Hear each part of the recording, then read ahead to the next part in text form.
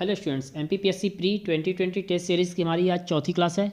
जैसा कि हम प्रत्येक क्लास में 25 क्वेश्चन सॉल्व करते हैं, उसी प्रकार से आज भी हम अगले 25 क्वेश्चन को यहाँ पर सॉल्व करेंगे। तो चलिए आगे बढ़ते हैं, देखते हैं आज का पहला क्वेश्चन।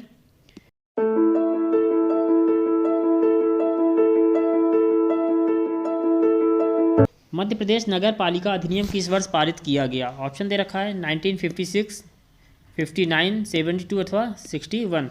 तो मध्य प्रदेश नगर पालिका अधिनियम किस वर्ष पारित किया गया? 1961 में पारित किया गया। सही आंसर होगा ऑप्शन डी। चलिए देखते हैं दूसरा क्वेश्चन। मध्य प्रदेश राज्य विज्ञान शिक्षा संस्थान किस शहर में स्थित है? ऑप्शन है जबलपुर, भोपाल, इंदौर अथवा महू।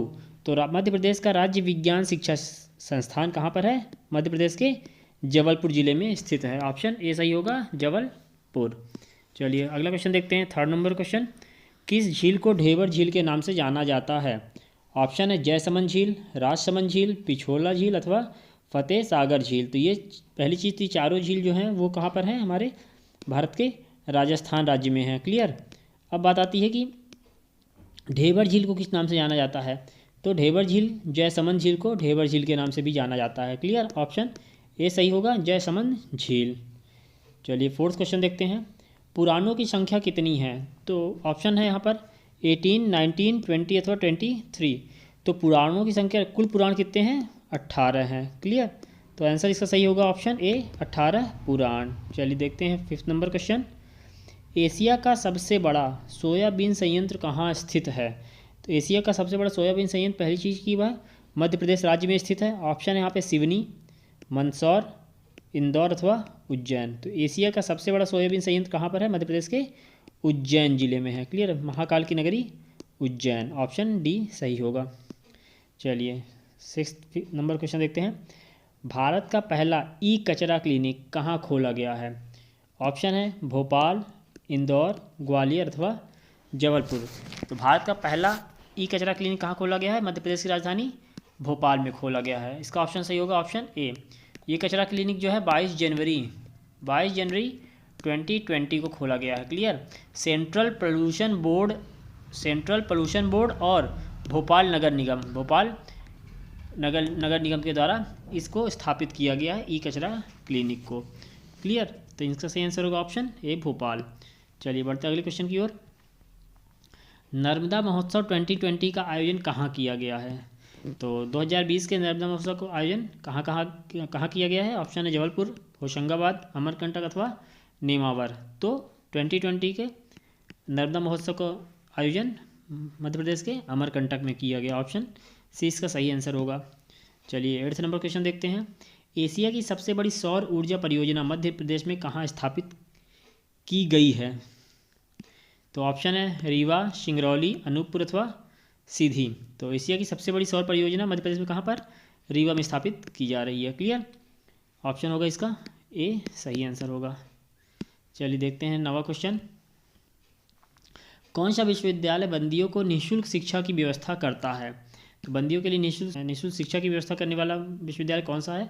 ऑप्शन है इंदिरा गांधी राष्ट्रीय मुक्त विश्वविद्यालय, बरकतुल्ला विश्वविद्यालय, भोज मुक्त विश्वविद्यालय और डॉक्टर हरि सिंह गौर विश्वविद्यालय। तो बंदियों के लिए निःशुल्क शिक्षा की व्यवस्था कौन करता है? इंदिरा गांधी राष्ट्रीय मुक्त विश्वविद्यालय करता है। ऑप्शन ए सही होगा इसका, इंदिरा गांधी राष्ट्रीय मुक्त विश्वविद्यालय, इसको इग्नू नाम से जाना जाता है।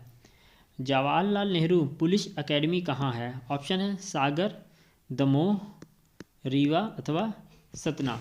तो जवाहरलाल नेहरू पुलिस एकेडमी कहाँ है? मध्य प्रदेश के सागर जिले में है। क्लियर। ऑप्शन ए सही होगा इसका, सागर। सागर में ही मध्य प्रदेश की सबसे पुराना विश्वविद्यालय भी है, डॉक्टर हरि सिंह गौर। चलिए अगला देखते हैं क्वेश्चन 11वां। जम्मू कश्मीर में प्रस्तावित सुरंग चटरगला जिला कठुआ को किस जिले से जोड़ेगी? तो जम्मू कश्मीर में प्रस्तावित जो सुरंग है चटरगला, वह कठुआ को किससे जोड़ेगी? ऑप्शन है बड़गांव, बारामूला, अनंतनाग अथवा डोडा। तो कठुआ को डोडा से जोड़ेगी कौन सी सुरंग? चटरगला। ऑप्शन डी सही इसका आंसर होगा, डोडा जिला। चलिए देखते हैं 12th number question. Narendra Chanchal का हाल ही में निधन हो गया है, वे थे? तो नरेंद्र चंचल कौन थे? भजन गायक थे, कवि थे, वैज्ञानिक अथवा नेता? तो नरेंद्र चंचल एक भजन गायक थे जिनका हाल ही में निधन हो गया है। क्लियर। ऑप्शन ए सही होगा इसका, भजन गायक। चलिए 13 नंबर क्वेश्चन देखते हैं, किस राज्य में तोशाली राष्ट्रीय शिल्प मेला शुरू हुआ है? ऑप्शन है यहाँ पे उत्तर प्रदेश, मध्य प्रदेश, बिहार अथवा उड़ीसा। तो तोशाली राष्ट्रीय शिल्प मेला कहाँ शुरू हुआ है? उड़ीसा राज्य में शुरू हुआ है। क्लियर, ऑप्शन डी इसका सही आंसर होगा। 14 नंबर क्वेश्चन देखते हैं, अलाई दरवाज़ा का निर्माण किस सुल्तान ने करवाया? किसका? अलाई दरवाज़ा का निर्माण। ऑप्शन दे रखा है इल्तुतमिश, अलाउद्दीन खिलजी, बलबन अथवा फिरोज तुगलक। तो अलाई दरवाज़ा का निर्माण किसने कराया था? अलाउद्दीन खिलजी ने कराया था। ऑप्शन बी सही आंसर होगा। क्लियर, 14 नंबर का। चलिए अगला क्वेश्चन देखते हैं 15 नंबर का, लिंगराज मंदिर अवस्थित है। तो लिंगराज मंदिर कहाँ स्थित है? ऑप्शन है भुवनेश्वर, कोलकाता, बीजापुर अथवा वाराणसी। तो लिंगराज मंदिर कहाँ है? भुवनेश्वर में है, उड़ीसा के भुवनेश्वर में स्थित है। क्लियर, ऑप्शन ए इसका सही आंसर होगा। चलिए 16 नंबर क्वेश्चन, कौन सा मुगल शासक या बादशाह रंगीला नाम से जाना जाता है या जाना जाता था? फर्रुखसियर, रफ़ी उद्दौला, मोहम्मद शाह या फिर रफ़ी उद्दौला। तो रंगीला के नाम से किसको जाना जाता था? मोहम्मद शाह को जाना जाता था। क्लियर, ऑप्शन सी इसका सही आंसर होगा, मोहम्मद शाह। चलिए आगे बढ़ते हैं, देखते हैं 17 नंबर क्वेश्चन, जब रॉलेट एक्ट पारित हुआ उस समय भारत का वायसराय कौन था? Option Lord reading, Lord Wavell, Lord Irwin अथवा लॉर्ड चेम्सफोर्ड। तो जब रॉलेट एक्ट पारित हुआ है उस समय पे भारत का वायसराय कौन था? लॉर्ड चेम्सफोर्ड था। क्लियर, ऑप्शन डी इसका सही आंसर होगा, लॉर्ड चेम्सफोर्ड। 18 नंबर क्वेश्चन देखते हैं, माउंट एटना क्या है? एक पर्वत है, एक ज्वालामुखी है, एक पर्वत शिखर है या फिर एक पठार। तो माउंट एटना क्या है? एक ज्वालामुखी है। क्या है? वोल्केनो है, ज्वालामुखी। ऑप्शन बी इसका सही आंसर होगा, माउंट एटना एक ज्वालामुखी है। चलिए 19 क्वेश्चन, गीता रहस्य नामक ग्रंथ किसके द्वारा लिखा गया था? महात्मा गांधी, विनोबा भावे, बाल गंगाधर तिलक अथवा गोपाल कृष्ण गोखले। तो गीता रहस्य किसकी रचना है? बाल गंगाधर तिलक की रचना है। ठीक, ऑप्शन सी सही आंसर होगा। चलिए देखते हैं 20 नंबर क्वेश्चन, 20वां क्वेश्चन, भारत के नियंत्रक एवं महालेखा परीक्षक के पद पर नियुक्त का कार्यकाल होता है। तो नियंत्रक एवं महालेखा परीक्षक कितने पद के लिए, कितने वर्ष के लिए नियुक्त होता है? ऑप्शन है 3 वर्ष, 4 वर्ष, 5 वर्ष अथवा 6 वर्ष। तो नियंत्रक एवं महालेखा परीक्षक जिसको क्या बोलते हैं? CAG। तो इसकी जो नियुक्ति होती है कितने वर्ष के लिए की जाती है? 6 वर्ष के लिए की जाती है। क्लियर, ऑप्शन डी इसका सही आंसर होगा, CAG की नियुक्ति 6 वर्षों के लिए की जाती है। चलिए अगला क्वेश्चन देखते हैं 21 नंबर क्वेश्चन, लाल रक्त कणिकाएँ मुख्यतः बनती हैं, किससे बनती हैं, कहाँ बनती हैं? यकृत में, गुर्दे में, हृदय में अथवा अस्थि मज्जा में। तो लाल रक्त कणिकाएँ जो होती हैं वह उसका निर्माण कहाँ होता है? अस्थि मज्जा में होता है। ऑप्शन डी सही होगा इसका। चलिए 22वां क्वेश्चन देखें, भारत में सबसे लंबी तट रेखा वाला राज्य कौन सा है? गुजरात, महाराष्ट्र, केरला अथवा उड़ीसा। तो सबसे लंबी तट रेखा वाला राज्य कौन सा है? भारत का गुजरात राज्य है। ठीक, ऑप्शन ए इसका सही आंसर होगा। चलिए अगला क्वेश्चन देखते हैं, अफीम किस श्रेणी की दवा के अंतर्गत आता है? अफीम अवसादकारी, उत्तेजक, विभ्रांतिकारक या फिर इनमें से कोई नहीं। तो जो अफीम होता है वह कैसा होता है? अवसादकारी होता है। क्लियर, ऑप्शन ए इसका सही आंसर होगा। चलिए 24 नंबर क्वेश्चन, 24वां क्वेश्चन, वैश्विक ताप की वृद्धि के लिए निम्न में से कौन सी गैस का योगदान अधिकतम है?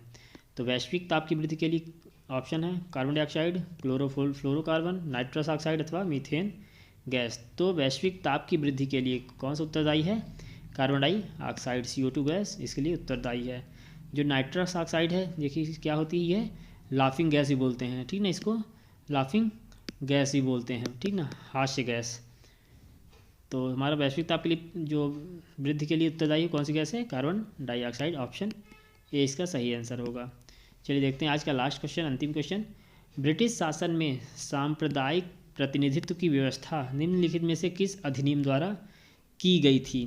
भारतीय काउंसिल अधिनियम 1892, मार्ले मिंटो सुधार 1909, मॉन्टेग्यू चेम्सफोर्ड सुधार 1919, भारत सरकार अधिनियम 1935। तो ब्रिटिश भारत में सांप्रदायिक प्रतिनिधित्व की व्यवस्था की गई थी किसके तहत, किस अधिनियम के द्वारा? मार्ले मिंटो सुधार के द्वारा की गई थी।